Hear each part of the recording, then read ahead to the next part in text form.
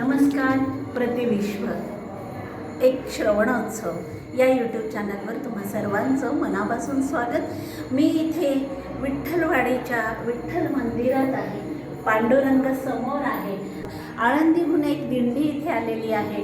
त्या सगळ्यांना भेटत भेटत पांडुरंगाला सुद्धा आम्ही भेटलो आणि पांडुरंगाला हेच साकडं घातलं की आमचा बळीराजा, शेतकरी राजा आणि सगळ्या महाराष्ट्र त्याला सुख समृद्धी लाभू दे, पाऊस पाणी वेळेवर येऊ दे, म्हणजे नको अतिवृष्टी आणि नको अवर्षण असंच सांगायला हवं पांडुरंगाला.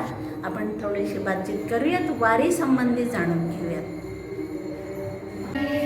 माऊली नमस्कार. रामकृष्ण हरे. आपलं नाव आणि कुठून आलात ते सांगा. माझं नाव अशोक लिंगे. मी जालन्यावरून आलो. बरोबर. आळंदीला गेला. आळंदी. अच्छा. दरवर्षी येता तुम्ही? हो, जवळजवळ 95 पासून ही वारी आहे.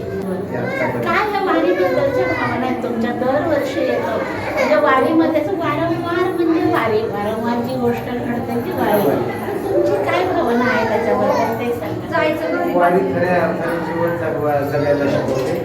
आध्यात्मिक दृष्टिकोन तर वारीचा आहेच आहे. आध्यात्मिक दृष्टिकोन तर वारीचा आहेच आहे, पण सामाजिक दृष्टिकोन अत्यंत महत्त्वाचा आहे. वारी परिपक्व करते. सर्वसामान्य माणसाला वारी परिपक्व करते. परिपक्व म्हणजे तो आध्यात्मिक दृष्टीने परिपक्व होतो वारकरी, आणि खऱ्या अर्थाने सामाजिक स्थितीने तो परिपूर्ण होतो. त्याचं सामाजिक स्थितीने कसा परिपूर्ण होतो? बऱ्याच वेळा आपल्याकडे फक्त आध्यात्मिक हाच विचार घेऊन चालणारे आहेत, काही अडचण नाही, पण ज्या वेळेस आपण सामाजिक चा विचार करू वारीमध्ये, त्यावेळेस एक अत्यंत प्रतिकूल परिस्थितीमध्ये सुद्धा आपल्याला प्रत्येक परिस्थितीला तोंड देण्याची ताकद वारीमध्ये येते. आता कालचं उदाहरण आळंदीमधलं, त्या आळंदीत इंद्रायणी नदी दुथड्या वाहत होती, पाणी मंदिराला लागलं होतं आणि वारी जाईल की नाही अशी साशंका, म्हणजे की बाहेर कशा पद्धतीने न्यायचं.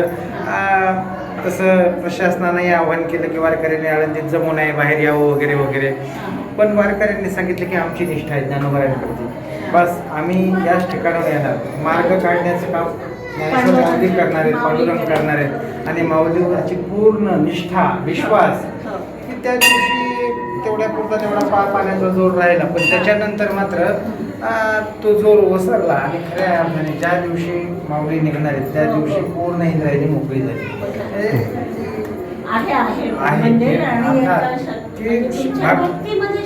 आहे आणि भक्तांच्या श्रद्धेला माऊली कधी तडा जाऊ देत नाही.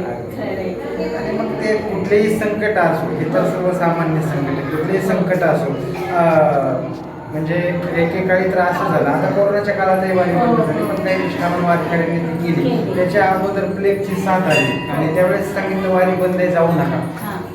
त्यावेळेस हे काही वारकरी मंडळी केली, निष्ठेने ती वारी केली. म्हणजे वारी प्रेरणा आहे, वारी ऊर्जा आहे, आणि इथून गेलेला वारकरी जो आहे, वारीतून गेलेला जो माणूस आहे, तो 365 दिवस संसाराशी 2 हात करण्याची निष्ठा येतो. क्या बात आहे. खूप शेतकरी वर्ग सुद्धा खूप संकटातून जातो आणि त्याला तोंड देण्याची ताकद ही वारी देत असते. ऊर्जा तुम्ही छान सांगितलं की वारी म्हणजे ऊर्जा, वारी म्हणजे प्रेरणा, आणि ही प्रेरणा ही ऊर्जा घेऊन जो तो आपापल्या घरी जात असतो वारकरी, आणि वर्षानुवर्ष अखंड सुरू आहे. शेवटी काय सांगाल सगळ्या भक्तांना तुम्ही? एकच गोष्ट की बस संकट येत राहतील, संकट जात राहतील, त्या संकटाला धरून न बसता पांडुरंगावरती जी आपली श्रद्धा आहे, भावना आहे, उत्कट भाव आहे, तो अविरत तो भाव ठेवायचाच. आपली वारी चालूच ठेवायची आणि खऱ्या अर्थाने वारीतून जी प्रेरणा मिळते, जी शिदोरी मिळते, ती आपल्याला जीवन जगण्यासाठी पुरेशी आहे. नित्यवारी करणं गरजेचं आहे. वारी पंढरपूरलाच आपण जे जातोय, एक वेगळी अनुभूती आपल्याला या ठिकाणी मिळते, आणि ती वेगळी अनुभूती वारंवार मिळावी म्हणून आपण सतत वारी करूया. रामकृष्ण. 2 दिवस देव आळंदीचं वाटलं माहित नाही पालखीचं काय होणार आहे, पण बघा पांडुरंगाची किती कृपा म्हणायची भगवंताची. मंडळी, वारीविषयी आमच्याशी बोलून अशोक महाराज कीर्तनाला उभे राहिले. आख्यानासाठी त्यांनी संत तुकाराम महाराजांचा अभंग घेतला, भेटी लागे जीवा लागलीसे असं. महाराजांच्या रसाळ वाणीतून कीर्तन ऐकण्यात भाविक दंग झाले होते. वारकऱ्यांची टाळ मृदुंगावर साथ, दिंडी प्रमुख महाराजांचंही अभंग गायन ऐकून वारकरी आणि विठ्ठल दर्शनासाठी जमलेले भाविक भक्ती रसात चिंब झाले होते. 175 वर्षांचा इतिहास असलेलं हे विठ्ठल मंदिर पुण्यातील प्रति पंढरपूर समजलं जातं. थोर विठ्ठल भक्त संभाजी महाराज गोसावी यांची समाधीही या मंदिरात आहे. या मंदिराची देखभाल पूजा अर्चा गोसावी परिवाराकडेच आहे. सिंहगड रस्त्यावरील विठ्ठलवाडी परिसरात मुठा नदीच्या काठावर असलेलं हे विठ्ठल मंदिर पुणे शहराचं वारसा स्थळ म्हणून घोषित झालं आहे. अतिशय शांत निसर्गरम्य परिसर आणि हे विठ्ठल मंदिर पाहण्यासारखं आहे. जगद्गुरू संत तुकाराम महाराज आणि संत शिरोमणी ज्ञानेश्वर माऊलींच्या पालख्या पुण्यात आल्या की काही वारकरी दिंड्या या मंदिरात मुक्काम करतात. गोसावी परिवार आणि विठ्ठलवाडी परिसरातील भाविक वारकऱ्यांची सेवा करतात. भागवत एकादशीला माऊलींच्या पालखीबरोबर दिंड्या पंढरपुराकडं मार्गस्थ होतात. तशा त्या आज झाल्याही. या मंदिरात आम्हाला एक छोटासा गोडूला वारकरी भेटला बरं का. त्याचं गोड हसणं, टाळ वाजवणं पाहून तो सर्वांच्या कौतुकाचा विषय झाला होता. बालपणापासूनच विठ्ठल भक्तीचा संस्कार रुजवला जातोय हे पाहून खूप समाधान वाटलं.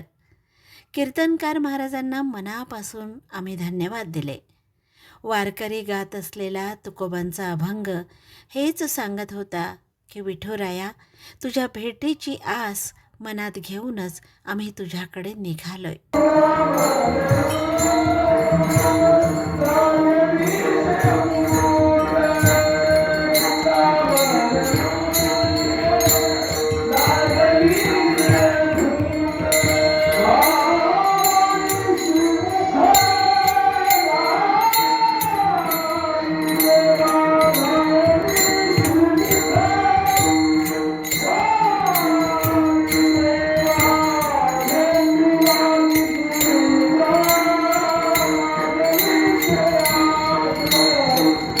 बरं तर मी डॉक्टर प्रतिमा जगताप आपला निरोप घेते. भेटूया निघाली पालखी या मालिकेतल्या पुढच्या भागात. रामकृष्ण हरी.